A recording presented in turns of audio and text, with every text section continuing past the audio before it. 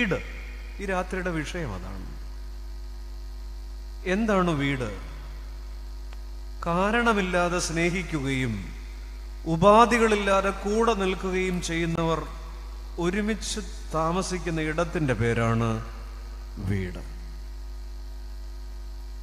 കേൾക്കുമോ? കാരണമില്ലാതെ സ്നേഹിക്കുകയും ഉപാധികളില്ലാതെ കൂടെ നിൽക്കുകയും ചെയ്യുന്നവർ ഒരുമിച്ച് ജീവിക്കുന്ന ഇടത്തിന്റെ പേരാണ്, ഉറക്കെ പറ, കൺവെൻഷൻ അല്ല, മിണ്ടണം, വീട്. പണ്ട് ഒരു വ്യക്തിയെ രൂപപ്പെടുത്തിയത് 80% റിലേഷൻഷിപ്പും 20% മീഡിയയുമാണ്. കേൾക്കൂ, ഒരു 80s വരെ ഒരാളുടെ ഐഡന്റിറ്റി, ഒരാളുടെ വ്യക്തിത്വം രൂപപ്പെടുത്തിയത് 80% റിലേഷൻഷിപ്പാണ്. മുമ്പ് പറഞ്ഞതുപോലെ ഒത്തിരി മക്കൾ, കൊച്ചപ്പൻ, കൊച്ചമ്മ, ഉപ്പാപ്പൻ, മാവി, അല്ലേ, ചിറ്റപ്പൻ, ഒത്തിരി പേരുണ്ടായിരുന്നു. ഈ ഐറ്റം എല്ലാം അന്യം നിന്നുപോയി. അങ്ങനെ എല്ലായിടത്തും, എല്ലാ മുറികളിലും ആളുകളായിരുന്നു. 80% ബന്ധങ്ങളാ. പത്രം വല്ല വീട്ടിലും, ഏതെങ്കിലുമൊക്കെ വീട്ടിൽ കാണും. വാൽവ് റേഡിയോ തിരിച്ചിട്ട് വാർത്ത കേട്ട കാലം ഓർക്കുന്നുണ്ടോ? എന്നേക്കാൾ പ്രായമുള്ള പിതാക്കന്മാരോടാണ്. ഓർക്കുന്നില്ലേ? വയലും വീടും യുവവാണിയും നിങ്ങളല്ല. ദൂരദർശൻ വന്നപ്പോൾ നമ്മുടെ അച്ചായനെ പൊരപ്പുറത്ത് കയറ്റിയത് ഓർക്കുന്നുണ്ടോ? ഇല്ല, മറന്നു കാണും. പൈപ്പ് തിരിക്കാൻ ആന്റിന. ആഴ്ചയിൽ ഒരിക്കൽ വരുന്ന ഒരു തട്ടുപൊളിപ്പൻ സിനിമയുണ്ടായിരുന്നു, ഞായറാഴ്ച വൈകിട്ട് 4 മണിക്ക്. പിന്നെ ഒരു ചിത്രഗീതം ഉണ്ടായിരുന്നു.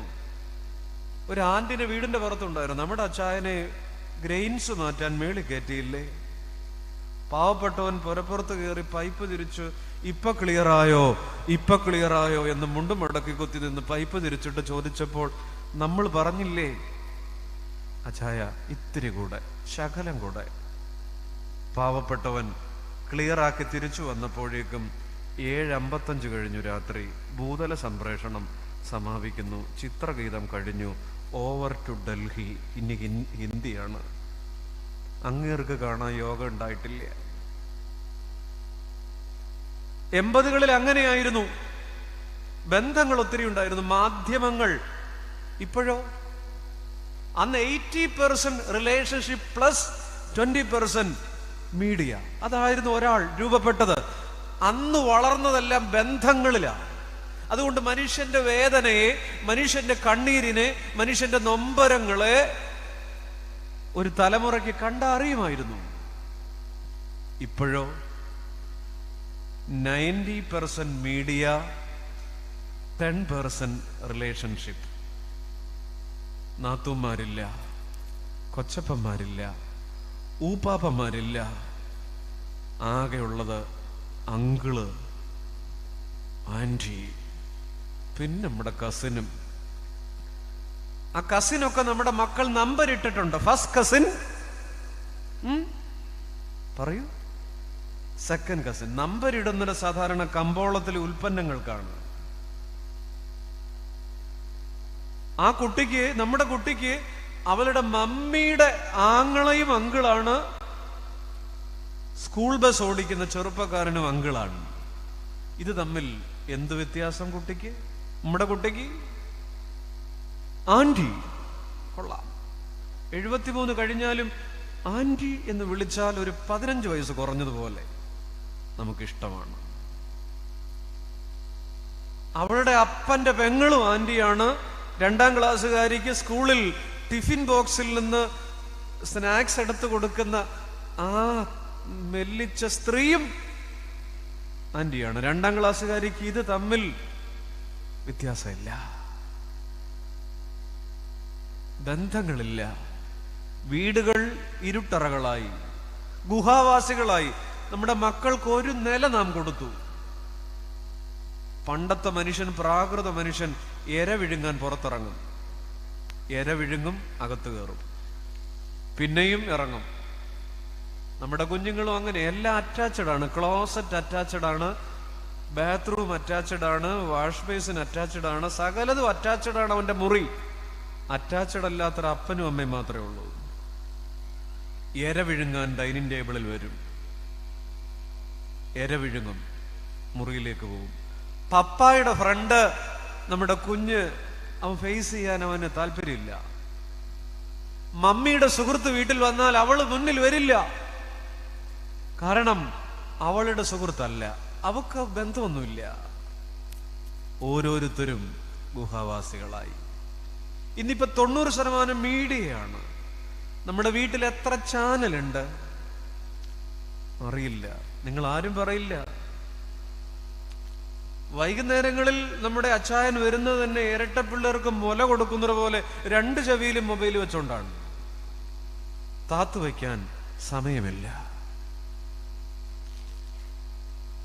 2000-2000-ത്തിലധികവും സുഹൃത്തുക്കളുണ്ട്. എല്ലാം യന്ത്രങ്ങളിലാണ്. 2000-ത്തിന് ശേഷം യന്ത്രങ്ങളിൽ വളരുന്ന കുഞ്ഞുങ്ങളാണ് നമ്മുടെ ഈ ഇരിക്കുന്ന പ്രായമുള്ളവർ. ബന്ധങ്ങളിൽ വളർന്നവരാണ്. പണ്ട് 80% റിലേഷൻഷിപ്പ് പ്ലസ് 20% മീഡിയ. മനുഷ്യന്റെ വേദന അറിയും. ഇപ്പോ ചോര കണ്ടാൽ നമ്മുടെ കുഞ്ഞുങ്ങൾക്ക് അറപ്പില്ല. പുരുഷന്റെ പ്രണയാഭ്യർത്ഥനയ്ക്ക് പെൺകുട്ടി നോ എന്ന് പറഞ്ഞാൽ കൊന്നുകളയും. കോതമംഗലം ഡെന്റൽ കോളേജിലെ മാനസയും, ആലപ്പുഴ അത്താണിയിലെ ദേവികയും, കാക്കനാട്ട സൗമ്യയും, തൃശ്ശൂരിലെ നീതുവും, പെരിന്തൽമണ്ണയിലെ ദൃശ്യയും. പോയ വർഷം കേരളത്തിന്റെ ക്യാമ്പസിലും തെരുവുകളിലും എത്ര പെൺകുട്ടികളുടെ ചോരയാണ് വീണത്. പണ്ട് പ്രണയത്തോട് നോ എന്ന് പറഞ്ഞാൽ ആൺകുട്ടി മെല്ലെ പിൻവാങ്ങുകയായിരുന്നു. പിന്നെ അവിടെ നിന്നിട്ട് കാര്യമില്ല. സന്യാസിനി നിൻ പുണ്യാശ്രമത്തിൽ എന്ന് പാടിയിട്ടല്ലേ ഞാൻ നിക്കത്തേ ഉള്ളു, പുറകോട്ട് മാറി. ഇപ്പൊ അങ്ങനല്ല, ഇപ്പോഴങ്ങനല്ല.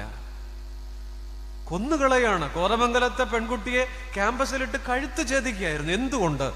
യന്ത്രങ്ങളിൽ വളരുന്നൊരു തലമുറയ്ക്ക് മനുഷ്യന്റെ വേദന അറിയാൻ പറ്റുന്നില്ല.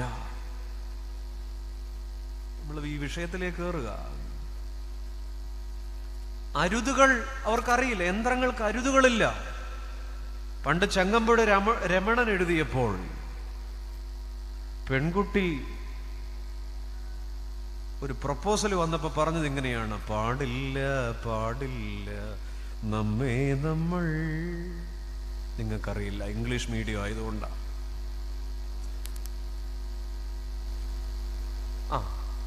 ഇപ്പോ പ്രപ്പോസൽ വരികയാണെങ്കിൽ പറയുന്നത് വീട്ടിൽ ആരുമില്ല, വാടാ മാപ്പിളൈ എന്നാണ് വിളിക്കുന്നത്, അല്ലേ?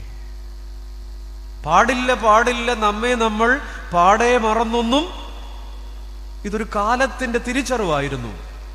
എവിടെ വരെ പോകാം, എന്റെ ബന്ധങ്ങൾ എവിടെ വരെ ആകാം, എവിടെയാണ് അരുതുകൾ?